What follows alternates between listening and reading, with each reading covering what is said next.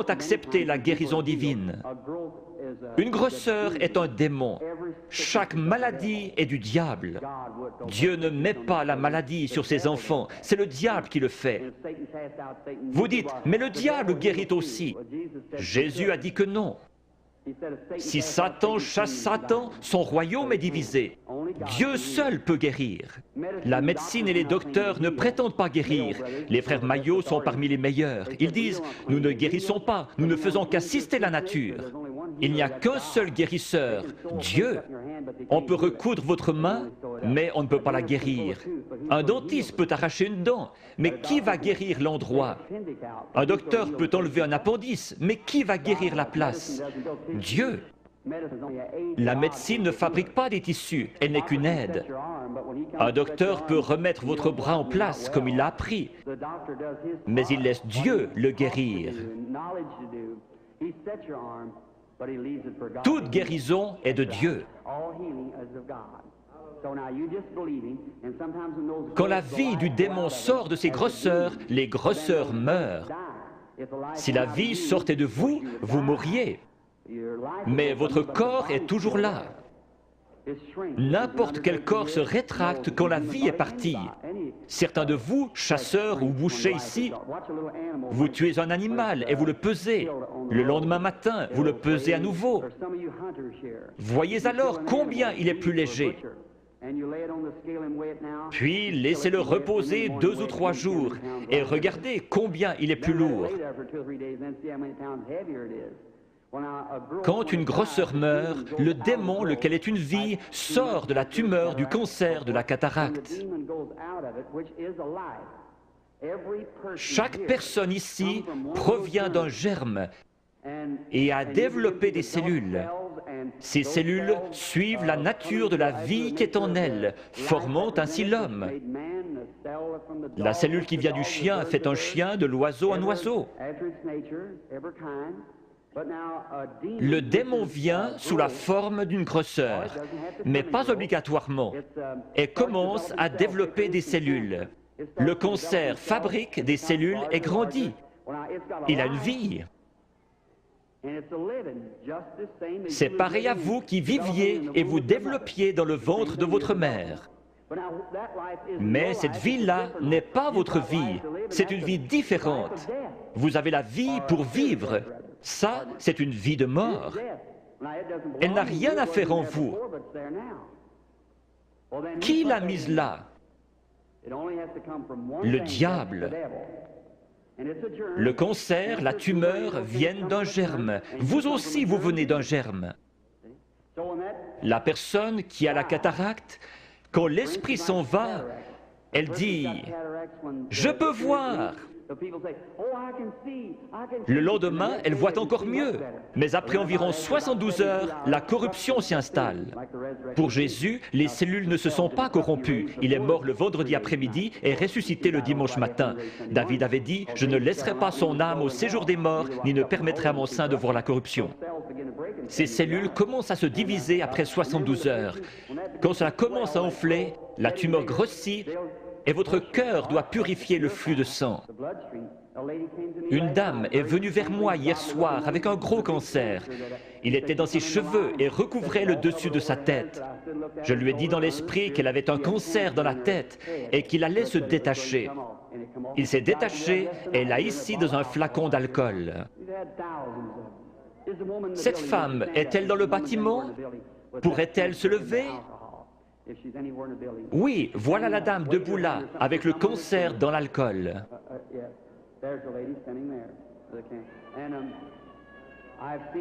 Je les ai vus devenir blancs et tomber directement sur l'estrade. C'est un miracle. Généralement, lorsque la grosseur est morte, la vie sort d'elle. Si la grosseur se trouve à l'intérieur, elle ne peut pas se détacher. Elle va rester là pendant quelques jours et commencer à enfler. Alors les cellules vont se décomposer et vous deviendrez très malade, avec de la fièvre. C'est une sorte d'infection. Le cœur pompe le sang et purifie le corps. Il y a un morceau de chair détaché dans votre corps et vous devenez sérieusement malade. Les gens disent « Je me suis senti si bien sur l'estrade, et encore pendant un jour ou deux, mais je pense avoir perdu ma guérison. Allons donc, c'est le meilleur signe au monde que vous avez reçu votre guérison. Si vous commencez à douter, aussi certainement que la foi lui en a ôté la vie, l'incrédulité la ramènera. Jésus a dit, quand l'esprit impur est sorti d'un homme, il marche dans des endroits déserts, puis il revient avec 7 autres esprits. Laissez donc l'homme bon de la maison, la foi, être là. Peu importe comment vous vous sentez, ce n'est pas ce que vous sentez, c'est ce que vous croyez. Jésus n'a pas dit, l'avez-vous senti, mais l'avez-vous cru? Je crois que 100 cartes de prière ont été distribuées hier soir avec la lettre Y. Prenons les 15 dernières ce soir. Qui a la carte de prière 85? Voulez-vous lever la main? Qui a la carte de prière 86? Puis-je voir quelqu'un avec la carte de prière 87?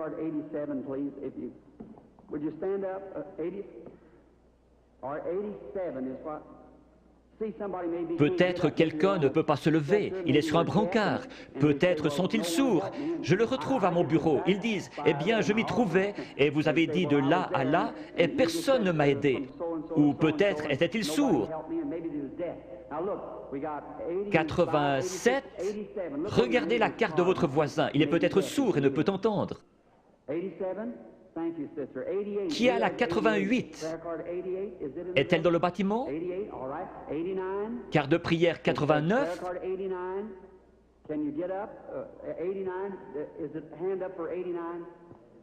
D'accord. 90? Crois seulement. Maintenant, peu importe ce qu'il dit de faire, faites-le. Faites simplement ce qu'il dit. Je suis votre frère et ne suis qu'un homme.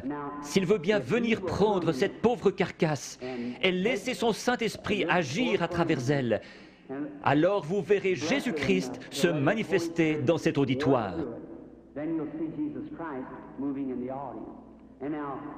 Peu importe à quel point il confirme sa présence ici, si vous ne me croyez pas, il ne peut rien faire pour vous. S'il se tenait ici à mon côté pour que vous puissiez le voir, si vous ne me croyez pas, je ne pourrai rien faire pour vous. Mes paroles seront simplement ce qu'il a dit dans l'Écriture, et je prierai que Dieu vous aide. Il y aura ici des mères et des pères qui sont malades et ont des besoins, et je demanderai à Dieu de vous aider.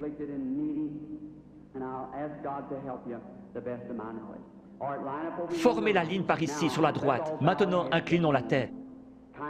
Père bienveillant, nous te prions au nom de Jésus que le Saint-Esprit vienne et manifeste les œuvres de Jésus-Christ. Bénis ces gens, rétablis-les, qu'ils soient en santé et heureux.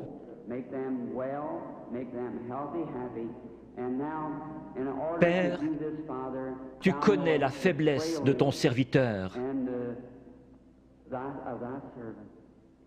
Je ne sais pas que dire ou que faire. J'ai fait ceci sur ton ordre, et je crois que tu seras ici pour bénir et aider ces gens. Père, si tu laisses le Saint-Esprit nous révéler ces choses, ce que nous devrions faire et comment le faire, nous serons alors heureux et dans la joie. Et cet auditoire croira en toi. Ne laisse pas une seule personne faible quitter ce bâtiment ce soir. Qu'ils repartent en étant bien, en santé et réjouis. Au nom de Jésus-Christ. Amen.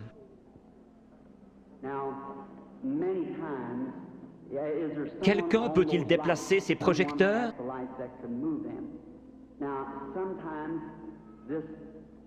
Ce Saint-Esprit, il vient, et beaucoup d'entre vous avez vu la photo.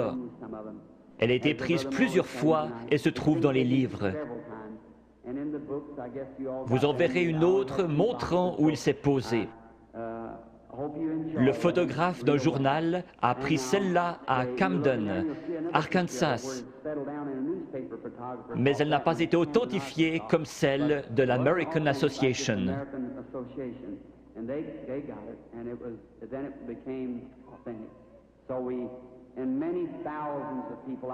Je me trouvais à la rivière en train de baptiser 500 personnes après un réveil et il est descendu directement à l'endroit où je me tenais. Des gens se sont évanouis, il y a eu un bruit comme un grondement et un feu qui claque. Je prie que Dieu vienne visiblement de cette manière-là, devant cet auditoire, ici ce soir, dans la capitale. Cela peut apparaître à certains yeux et pas à d'autres. Nous ne voulons pas penser cela, mais c'est ainsi. Jean a témoigné avoir vu l'Esprit de Dieu au-dessus de Jésus. Il n'est jamais dit que tous l'ont vu. Les mages ont suivi une étoile. Elle a passé au-dessus de chaque observatoire dans le pays. Pendant des mois, alors qu'ils établissaient le temps d'après les étoiles. Et personne ne l'a vu, si ce n'est les mages, parce qu'ils l'attendaient. Si vous recherchez Christ ce soir, vous le verrez.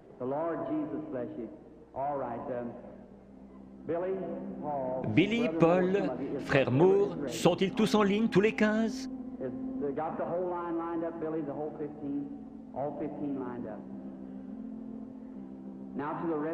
Maintenant, vous, sans carte de prière, qui n'êtes pas dans la ligne, regardez par ici et croyez avec la même foi que cette femme qui a touché son vêtement. Il s'est retourné et lui a dit, « Ta foi t'a sauvé. Croyez-vous qu'il est le même ce soir ?» Parmi toute cette foule bruyante, ce pauvre vieil aveugle, assis près des murs de Jéricho, qui criait « Aie pitié de moi !» Jésus n'a probablement pas entendu son appel. Mais il a senti sa foi. Il s'est tourné vers lui et a dit, « Ta foi t'a sauvé. » Il a dit autre chose à l'auditoire. « Pourquoi raisonnez-vous dans votre cœur ?»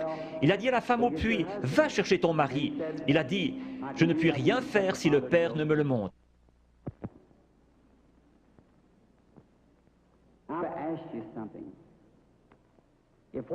Si ce que j'ai dit est la vérité, alors Dieu est tenu d'honorer sa parole. Et il la fera s'accomplir. Et alors, s'il le fait, voudriez-vous recevoir Jésus-Christ si vous ne l'avez pas encore fait? Ont accepté la guérison divine. Une grosseur est un démon. Chaque maladie est du diable. Dieu ne met pas la maladie sur ses enfants, c'est le diable qui le fait. Vous dites, mais le diable guérit aussi. Jésus a dit que non. Si Satan chasse Satan, son royaume est divisé. Dieu seul peut guérir. La médecine et les docteurs ne prétendent pas guérir. Les frères Maillot sont parmi les meilleurs. Ils disent, nous ne guérissons pas, nous ne faisons qu'assister la nature. Il n'y a qu'un seul guérisseur, Dieu. On peut recoudre votre main, mais on ne peut pas la guérir. Un dentiste peut arracher une dent, mais qui va guérir l'endroit? Un docteur peut enlever un appendice, mais qui va guérir la place? Dieu. La médecine ne fabrique pas des tissus, elle n'est qu'une aide. Un docteur peut remettre votre bras en place comme il l'a appris, mais il laisse Dieu le guérir. Toute guérison est de Dieu. Quand la vie du démon sort de ses grosseurs, les grosseurs meurent. Si la vie sortait de vous, vous mourriez. Mais votre corps est toujours là. N'importe quel corps se rétracte quand la vie est partie. Certains de vous, chasseurs ou bouchers ici, vous tuez un animal et vous le pesez. Le lendemain matin, vous le pesez à nouveau. Voyez alors combien il est plus léger. Puis laissez-le reposer 2 ou 3 jours et regardez combien il est plus lourd. Quand une grosseur meurt, le démon, lequel est une vie, sort de la tumeur, du cancer, de la cataracte. Chaque personne ici provient d'un germe et a développé des cellules. Ces cellules suivent la nature de la vie qui est en elles, formant ainsi l'homme. La cellule qui vient du chien fait un chien, de l'oiseau un oiseau. Le démon vient sous la forme d'une grosseur, mais pas obligatoirement, et commence à développer des cellules. Le cancer fabrique des cellules et grandit. Il a une vie. C'est pareil à vous qui viviez et vous développiez dans le ventre de votre mère.